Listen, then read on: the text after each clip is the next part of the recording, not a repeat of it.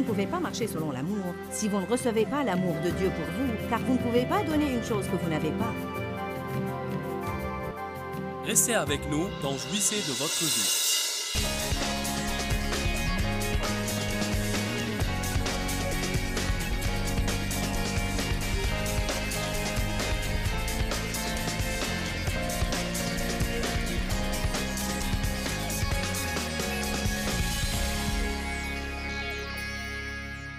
Eh bien, cet après-midi, j'ai décidé de vous parler des pressions de la peur.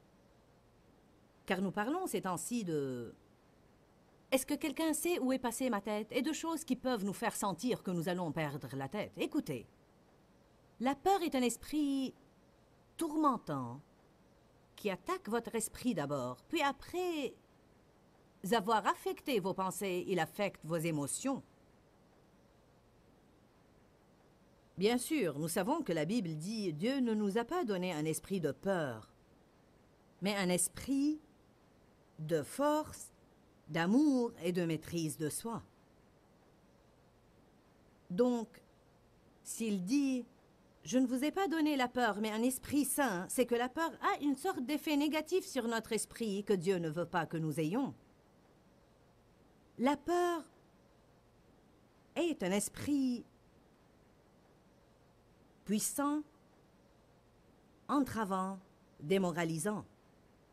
La peur va bloquer votre créativité. La peur va vous retenir au même endroit toute votre vie et vous empêchera d'entreprendre quelque chose de nouveau. La peur de la souffrance vous éloignera des relations et vous éloignera de l'intimité. Il y a d'innombrables sortes de peurs et nous passerions certainement moins de temps à énumérer les choses dont les gens n'ont pas peur plutôt que d'essayer de faire une liste des choses dont ils ont peur. Il y a des peurs réelles et uniques, en plus des autres sortes de peurs que nous connaissons et avec lesquelles nous avons affaire. Dans 1 Jean 4, verset 18, la Bible dit « L'amour parfait bannit la peur, car la peur a un châtiment. » Que signifie l'amour parfait bannit la peur? Cela signifie que si jamais nous recevons une révélation complète sur la manière illimitée, parfaite, totale et inconditionnelle dont Dieu nous aime, et sur le fait que s'il nous aime autant, il va sûrement s'occuper de nous. Dieu a un plan providentiel pour la vie de chacun d'entre nous. Je prépare un message en ce moment sur l'aide providentielle de Dieu. Qu'est-ce que j'entends par providentielle? Ça veut dire qu'elle a été planifiée depuis longtemps. Dieu a un plan pour prendre soin de son peuple, et si vous étudiez la Bible, vous verrez que dans le désert, il s'est occupé d'eux. Ils se sont trouvés dans toutes sortes de places, et Dieu s'est occupé d'eux. Ils pouvaient ne pas être dans des places confortables, mais Dieu s'occupait d'eux. Quand je me retourne sur ma vie, je vois des moments où je n'avais pas ce que je voulais, mais Dieu s'occupait de moi. Je vois des moments où j'étais abandonnée toute seule dans des villes inconnues à l'âge de 18 ans. Et pourtant, Dieu s'occupait de moi. Vous regardez en arrière et vous vous rappelez de toutes ces choses que vous vous disiez « Je ne vais pas tenir le coup. C'est trop pour moi, je n'y arriverai jamais. » Puis vous regardez en arrière et vous pensez « J'y suis arrivé. » Dieu a dit qu'il ne va jamais vous délaisser ou vous abandonner. Et partout dans la Bible, il dit « N'aie pas peur, car je suis avec toi. » C'est vraiment la seule base dont nous avons besoin pour ne pas avoir peur. Je ne dois pas avoir peur, car Dieu est avec moi. Je ne dois pas savoir ce que Dieu va faire, car il est avec moi. Et quand il est prêt à faire une chose, il la fera. Je ne dois pas avoir peur des gens, car Dieu est plus grand que les gens. Je ne dois pas avoir peur de leur rejet, car j'ai son amour. L'amour parfait bannit la peur. Si vous êtes des personnes tourmentées par trop de peur, je suggère vivement que vous preniez tout le temps qu'il faut dans votre vie, peu importe si c'est 1 an ou 6 mois ou 2 ans, et que vous étudiez l'amour de Dieu jusqu'à ce que vous l'assimiliez. Et je ne veux pas dire simplement « Jésus m'aime, ça je le sais », mais je veux dire « Vous savez que Dieu vous aime et vous arrivez au point où vous pouvez dire, avec Romains 8, ni la vie, ni la mort, ni les choses imminentes, ni les choses menaçantes, quel que soit ce qui vient contre moi, rien ne pourrait me séparer de l'amour de Dieu manifesté en Jésus-Christ. Ni problème, ni épreuve, ni tragédie, ni désastre, ni mensonge de Satan, ni défaillance temporaire dans ma vie, rien ne pourrait me séparer de l'amour de Dieu. Dieu m'aime. Quand j'ai appris il y a 11 ans que j'avais un cancer du sein, il y avait 5 choses que Dieu me disait et qu'il voulait que je garde dans ma bouche pendant le temps où je traversais cette situation, et une d'elles était Dieu m'aime. Dieu m'aime. Vous devez dire ça à plusieurs reprises chaque jour. Je veux vous défier. Si vous n'êtes pas habitué à le dire, vous devez prendre l'habitude de le dire à haute voix de votre bouche plusieurs fois par jour et ne le murmurez pas. Dites-le, Dieu aime ma personne. Allez vous regarder dans le miroir et regardez-vous droit dans le visage et dites, Dieu aime ma personne. Je vais vous dire, si vous commencez à le faire, quelque chose va se passer à l'intérieur de vous et vous allez commencer à vous sentir en sécurité, vous allez commencer à vous sentir entouré de soins et vous allez trouver que beaucoup des peurs vont s'évaporer de votre vie. Car je crois vraiment que la seule chose qui puisse chasser la peur, c'est l'amour de Dieu. Vous pensez peut-être que les gens savent que Dieu les aime, mais je peux vous dire que ce n'est pas le cas. Si quelqu'un vous dit « Savez-vous que Dieu vous aime ?» vous allez dire « Oui, je le sais ». Mais il y a une grande différence entre l'assentiment mental et la révélation. Dites, juste pour vous entraîner, Dieu m'aime. Dites-le de nouveau. De nouveau. Fermez les yeux et dites-le de nouveau. Encore une fois. Encore une fois. Maintenant, donnez-vous une étreinte et dites de nouveau, Dieu m'aime. Et parce que Dieu m'aime, je peux m'aimer. Bon, Dieu soit loué. Allez à Ésaïe 41. Ésaïe, chapitre 41.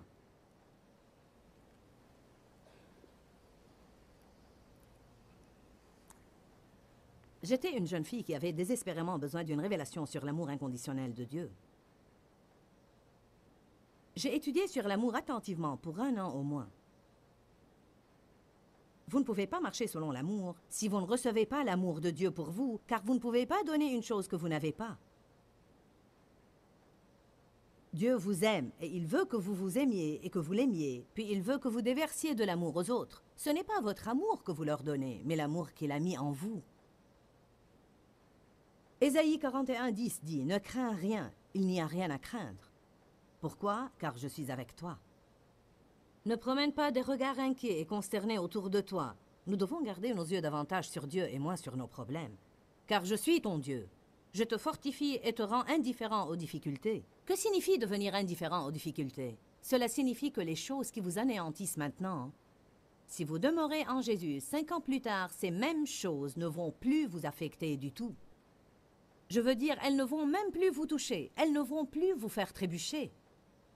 Qui en a déjà l'expérience dans sa vie? Des choses qui ne vous affectent plus. Il y a des choses qui vous inquiètent maintenant et qui dans 3 ou 4 ou 5 ans ne vous inquiéteront plus.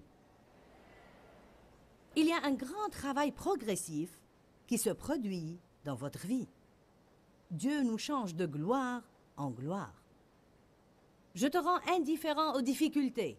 Oui, je viens à ton secours. Oui, je te soutiens et je te garde de ma droite triomphante, de droiture et de justice.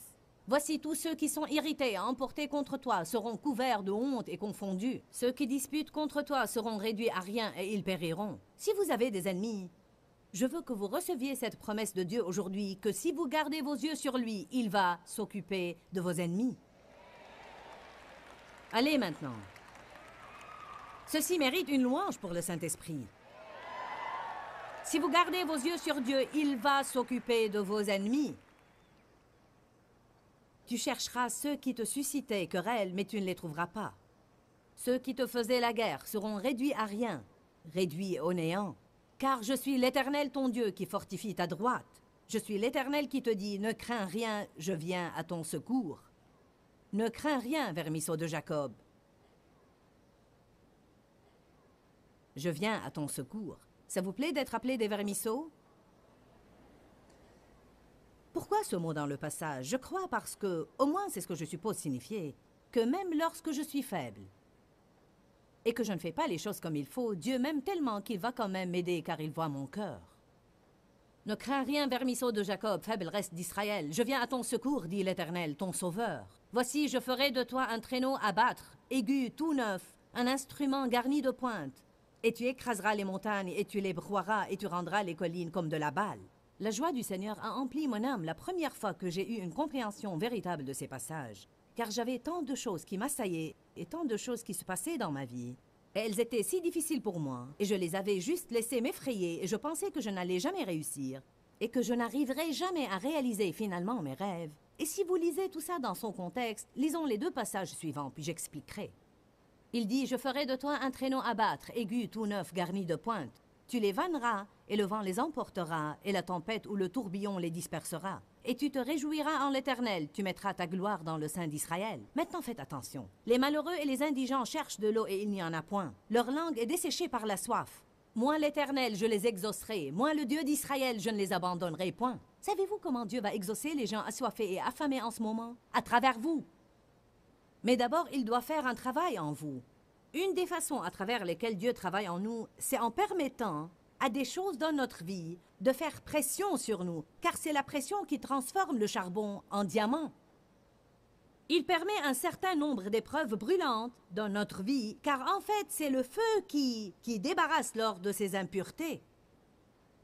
Mais il dit « Je ne te délaisserai ni t'abandonnerai point ». La Bible parle de l'affineur et comment Dieu se penche sur notre vie. Elle dit, dans Malachie, « Il se penche sur notre vie comme un affineur et un purificateur d'argent et d'or. » Il y a une histoire que j'ai entendue sur un couple qui est allé dans un magasin d'antiquités ou une joaillerie pour acheter quelque chose et n'a pas trouvé le propriétaire. Le couple sort par la porte de derrière et le propriétaire était là. Il y avait un grand pot métallique sur un feu brûlant et le propriétaire était là à le surveiller attentivement. Le couple a dit « Oh monsieur, nous voulons acheter quelque chose. Pouvez-vous entrer qu'on vous paye ?» Il a dit « Non, je ne peux pas laisser ça maintenant. » Que signifie tu ne peux pas laisser ça? Nous sommes des clients. Nous voulons payer ce que nous voulons acheter. Eh bien, je ne peux pas le laisser maintenant. Alors, ils sortirent et commencèrent à lui parler. Que fais-tu? Il dit, je purifie cette heure. Pourquoi ne peux-tu pas le laisser? Il dit, eh bien, vous voyez, la température doit rester à un certain degré. Si elle devient trop chaude, elle va le détruire. Et si elle devient trop froide, il va se solidifier et les impuretés vont rester dedans. Ils dirent, quand est-ce que tu sauras que c'est fini? Il dit, lorsque je le regarde et que j'y vois mon image.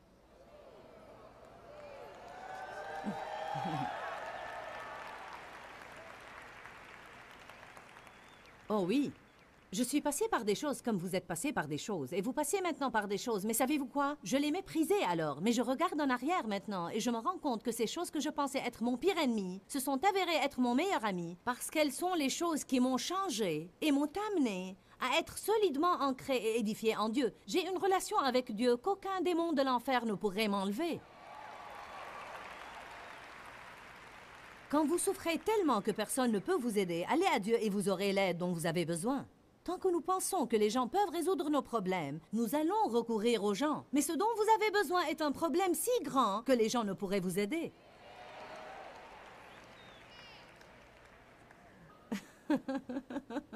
Qui en ce moment a un problème si grand que les gens ne peuvent pas l'aider?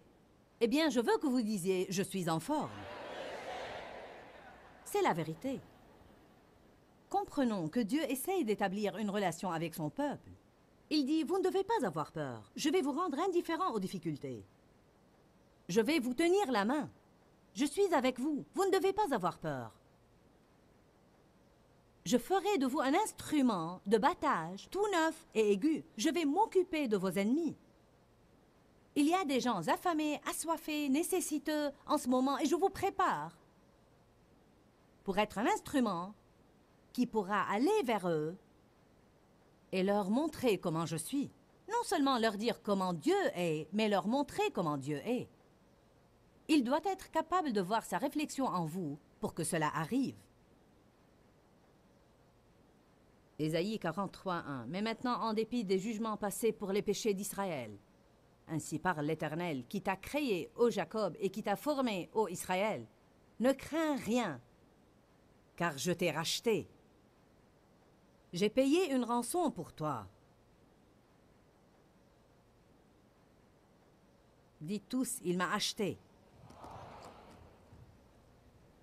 Je t'ai appelé par ton nom. Tu es à moi. N'est-ce pas merveilleux?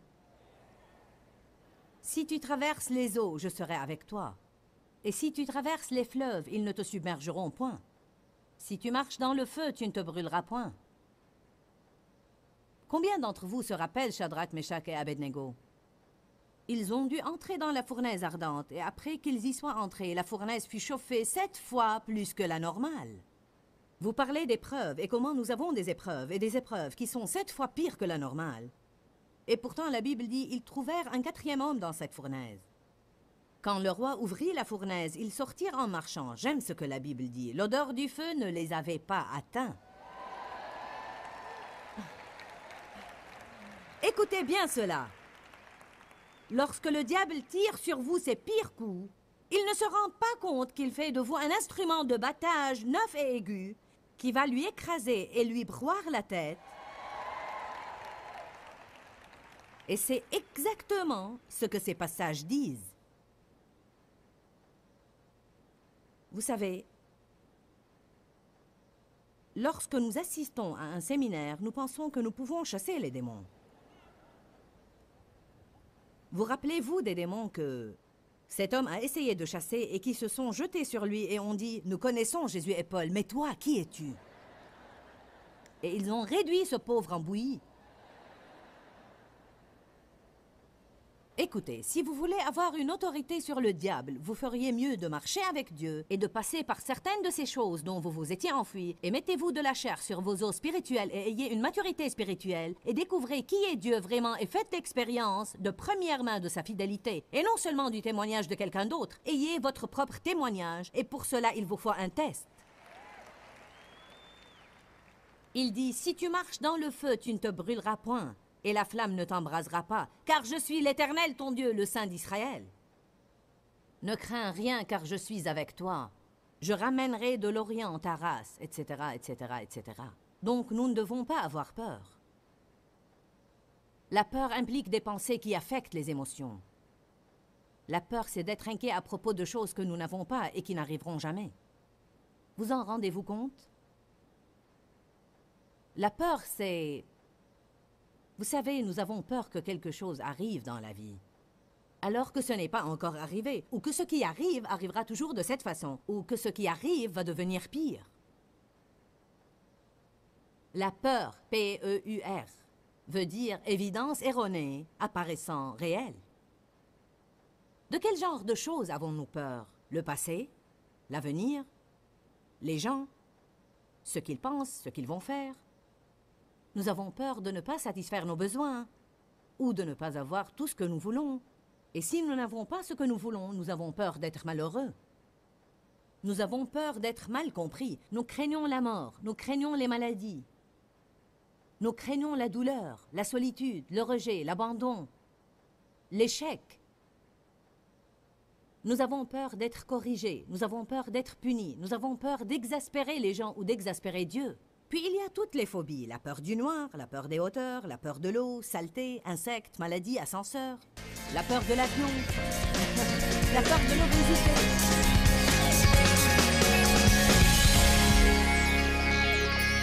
Ces sons de la peur peuvent certainement vous faire sentir que vous allez absolument perdre la tête. La Bible dit que la peur amène le tourment. Et je le sais moi-même, quand la peur m'assaille, elle assaille mon esprit, et je peux alors avoir toutes sortes d'idées folles. Nous voulons aider votre esprit. Je crois que l'esprit est le champ de bataille, et franchement, je ne pense pas qu'il y ait moyen de jouir de votre vie si vous ne trouvez pas la paix de l'esprit.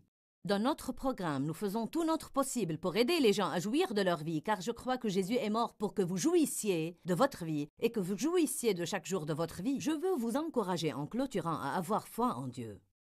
La Bible dit dans Hébreux 11:6 que sans la foi, il est impossible d'être agréable à Dieu. Celui qui s'approche de lui doit croire qu'il existe et qu'il est le rémunérateur de ceux qui le cherchent avec zèle.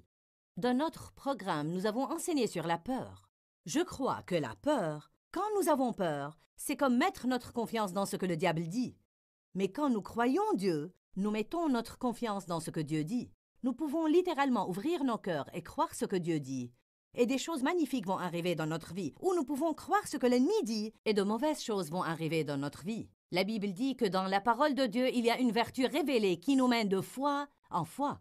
Je veux vous encourager à vivre simplement de foi en foi. Et ce que je veux dire là, c'est que chaque chose que vous rencontrez dans votre vie, abordez-la avec une attitude de foi et de croyance en Dieu. Lorsque nous croyons Dieu, nous entrons dans son repos. Je veux que vous jouissiez de votre vie. Alors ayez foi en Dieu et vous serez stupéfiés par les choses magnifiques que Dieu ferait pour vous. Pourquoi, Seigneur, pourquoi? Dans ce livret, Joyce Meyer nous enseigne à travers la parole comment être délivré de la confusion. Pour obtenir ce livret gratuitement, écrivez-nous à Joyce Meyer, boîte postale 40095-6300 Larnaca, Chypre. Ou bien visitez notre site web www.joycemeyer.org/fr.